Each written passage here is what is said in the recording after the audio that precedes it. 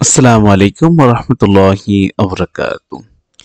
হাবিব হবির প্রথম বর্ষের ভর্তি আবেদন সময় বাড়ল।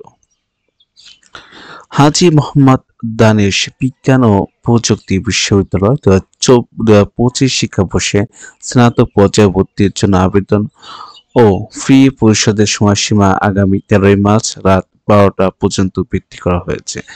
আজ বৃহস্পতিবার জনসংযোগ ও প্রকাশনা শাখার পরিচালক ভারপ্রাপ্ত মোহাম্মদ খাদিমুল ইসলাম এক বিজ্ঞপ্তিতে এসব তথ্য জানানো হয়। বিজ্ঞপ্তিতে বলা হয়, পূর্ব ঘোষিত ভর্তি পরীক্ষার তারিখ পরিবর্তন করা হয়েছে। আগামী ৫ মে ২০২৫ তারিখে এ ইউনিট ও ৬ মে ২০২৫ তারিখে বি ইউনিটের এবং ৭ মে ২০২৫ তারিখে সিওডি ইউনিটের পরীক্ষা অনুষ্ঠিত হবে।